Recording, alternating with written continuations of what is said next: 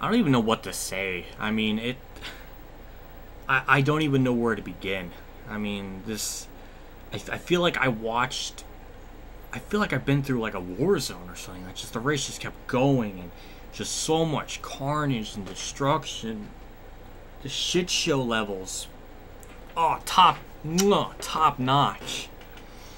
I guess I'll start at the beginning. So stage 1 was the chillest of all the parts of the race. I mean, literally very little happened except for the end, and it was a really kind of a nothing stage. I can't really name anything that was interesting to bring up.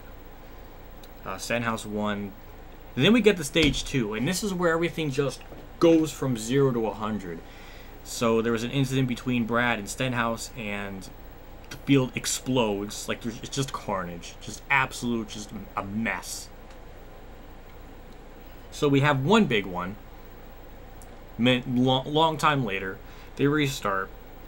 And then there's another big one where Stenhouse goes up the track, got into Byron, and Kyle got collected, and he slammed the outside wall, and that was another massive wreck. So we pretty much got 2 big ones back to back. That's my new shit show was pretty much certified by that point. There was barely any cars left in the race by that point. And then after that, the race kind of calmed down. Stenhouse won second stage. I can't even give like each individual stages like a rating, because like it goes from like being, oh, that's maybe like a 2, and then it's like, well, this is like a 2 as well, but like this 2 is a different tier of 2 because it was such a shit show. So I don't even know. And then we get to the last stage, and for a while it was kind of quiet, and just a lot of people on Twitter mad at Stenhouse. He kind of drove like a bonehead. I agree. I mean, he was on a mission to destroy the whole field, and he pretty much tried. I mean, he got like half the field at least, so he did that. There was like little like wrecks here and there, like Kennington, Paul Menard, in like the first stage, I think. Little like things like that. And then we have Casey Kane leading for a bit. Michael McDowell was quick. That was awesome. Michael McDowell had like legit speed the whole race, and that was amazing to watch. That was so beautiful. I think he led more laps than Danica in that race alone than all of 2017 for her. Yeah, that's amazing. So, yeah, that was neat. Kane led a bit, like I said. And then we get into more shit shows, more cataclysmic wrecks. And then there's barely a field left by the end. Truex, I didn't even talk about Truex. He was like 4 seconds off the main pack, and he caught them up all by himself because the rest of the cars, I guess, were damaged and his car was fine. So he was able to run down a pack of like 10 plus cars by himself. That's insane. Good God. So that was something. That was a thing. Oh, oh my God. Jimmy Johnson led a few laps. That was magical. I think he led more laps than Danica this year in that race than she did all of 27. But there was that. So that was kind of cool.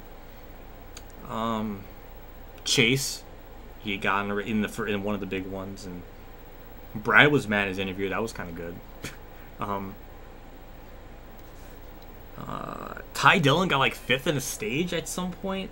This race is just weird. This is just a weird race. Just so, I don't even know where my brain can't even process like a quarter of the stuff that transpired, because it just, the race is over and I'm like, I feel like absolutely drained because it just never ended. I guess I don't even know what to say. Like, was the racing, it was just so bad because it was just such a shit show that it turned good because you had a bunch of cars that were quick, a bunch of cars that were damaged, so there's a lot of passing and stuff happening. So that was kind of good, but I don't even know. And then we got Bubba Wallace, just pushing too hard, got in the back of Boyer. Boyer's car wrecked. A bunch of cars wrecked there before they got to the white flag. So it was another. That was the first overtime. Then there was a second overtime from that wreck. So with that incident, that wrecked more cars, and then we had Benedetto in 5th. So that was awesome. He got 7th in this race too, so that was pretty freaking awesome. And we had Truex and Eric Jones, 1-2. And Eric Jones with 2 to go got an amazing run on the outside. I think from Allmendinger, Chris Buescher, one of the two. I think it was Chris Buescher, and made it 3 wide on the outside, got the lead, and he won. Eric Jones won a race. Another driver that has gotten a win quicker than Chase Elliott, so I found that kind of funny. But good for him. It's nice to see a first-time winner in a mess of a race that I don't even know if he had like the fastest car or what, but it was a mess. It was just a big-time junk. Just I can't even process it. 7 out of 10, I guess. I don't know. I mean, that was just, I don't even know. The NBC coverage again was rock solid. Dale Jr. I really like in the booth. He's just very enthusiastic and just has like genuine like excitement, and it's nice to see that. It's very refreshing. So I hope that continues.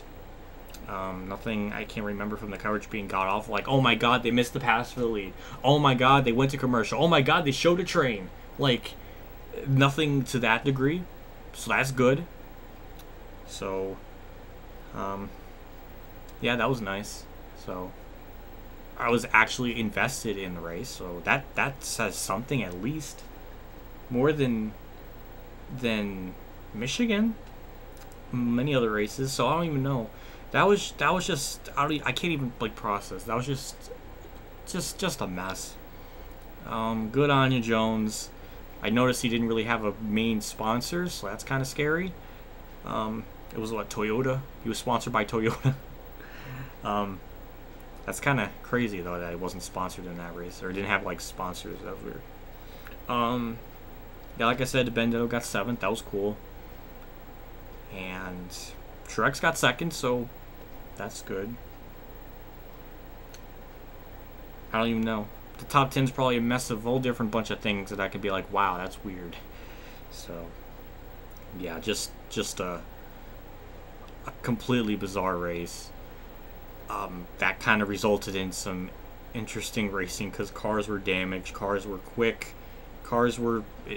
It kind of got interesting because of that, but it took the whole field to die for that to happen. So if that was not the case, it would not have been that entertaining. So I guess that's what it has to take for a good race to happen, is just for it to be a complete, utter embarrassment shit show. I don't know. I say that word a lot. I love that word. It just beautifully encapsulates bad races or just nonsensical races. Like the 2017 Indy Brickyard 400. That was one of those. So yeah, all Heat 3 announcement, trailer stuff, that came out. I did a trailer breakdown, so that's on the channel. I gotta do a bowling vlog tomorrow because so many people on Twitter really seem to like the idea, so now I gotta do that. So I really should get some sleep, but I gotta record Heat 2 for Kentucky, and nobody watches that series, so I got a couple of things to do before I go to bed. So yeah, no ARCA race streams, so that's kind of infuriating. No Indy cars tomorrow. Iowa, might be bowling at that time. No, it's 3 p.m. I'll go in the morning around like 11 or 12, so I won't really hurt anything.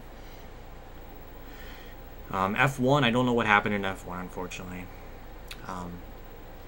Kamikaze legitimately boycotted the Daytona race for the Cup Series.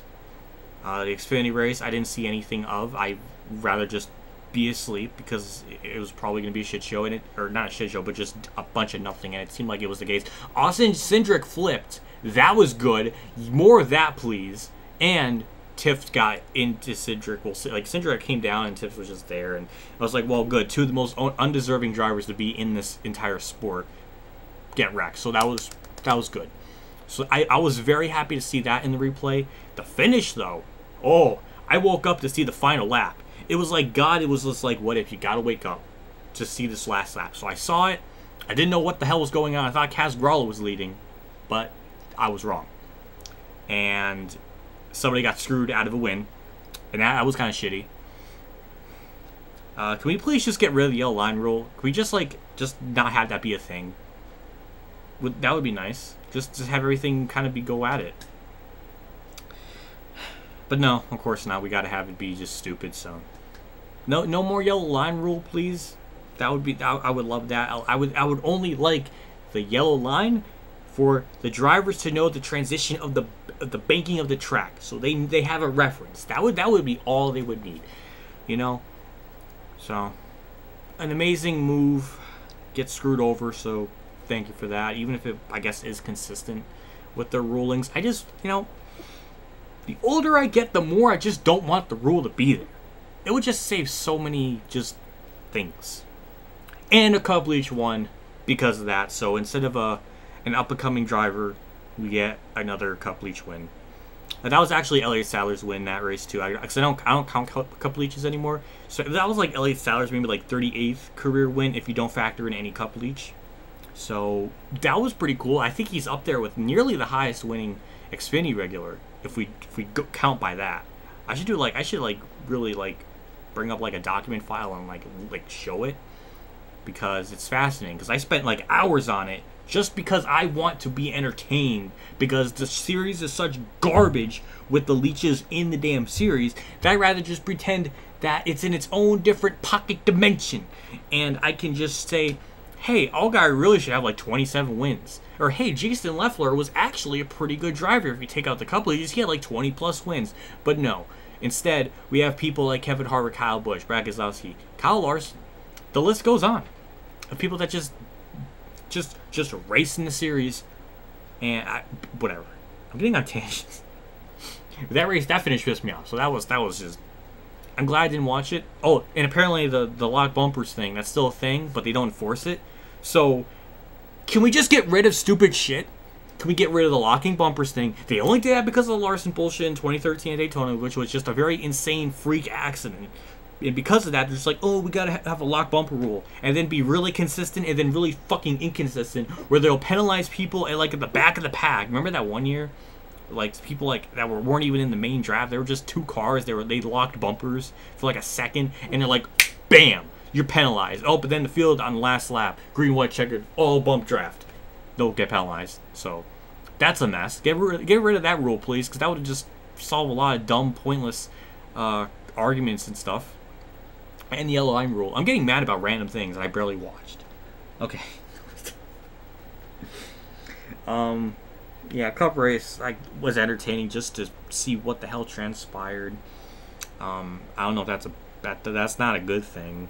It took the whole field to wreck just for passing to happen. Because we're damaged, not damaged. Okay, I'm running out of things to say. Also, somebody's got to carry the mantle, because the KamikazeGames is not going to review stuff anymore. I got to do it. I have to be the one to do that.